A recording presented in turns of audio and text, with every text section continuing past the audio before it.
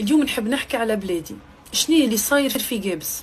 العباد تخنقت ما عادش نجم تتنفس، المصانع لوثت الهواء وقاعده تقتل في الناس بصمت، معامل كيما المجمع الكيميائي يدخل في المليارات ونتيجه يلوث في البحر والهواء والتربه، والضحيه شكون؟ المواطن اللي قاعد يدفع فيها من دمه وصحته.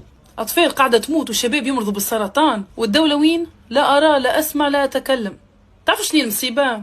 اللي المعامل هذه فرنسيه الاصل، يعني بلغه اخرى كاينه مازلنا تحت الاستعمار.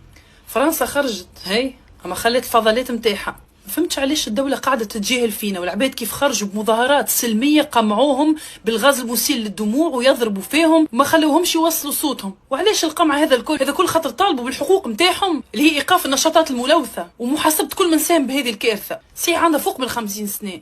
ايه ممكن ما تكلمنيش قبل، ما عادش لازم نتكلموا؟ ما عندوش الحق في بيئه نظيفه، في هواء، في اكسجين، في بحر صافي، في تربه نظيفه ينجموا يزرعوا فيها؟ وكي تتكلم يقول لك شراكه دوليه. الموضوع ماهوش سهل، وشكون يخلص فيه هذا الثمن نتاع الشراكه الدوليه؟ مش المواطنه؟ خلص فيه من صحته ومن عمره ومن مستقبل ولاده. اخي كيفاش قابلين على رواحنا شركات اجنبيه تستغل في تونس كانها مصب زبله وتحت مسمى تعاون دولي؟ لا، اسمه استعمار. خلينا نسميه الحاجات بسميها. ما فهمتش علاش ان فرنسا مازالت تستغل في ثرواتنا وتلوث في بلادنا. بالمنبر هذا ندعو كل تونسي وتونسيه لازم يوصلوا صوت القوابسيه. شنو المطالب نتاعهم؟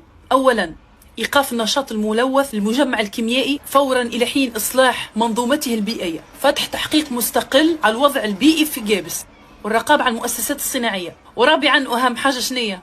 تعويض الضحايا وتوفير رعاية صحية لائقة. ماكم تدخلوا في الملايين للدولة، ما على حساب صحتهم، عوضوهم.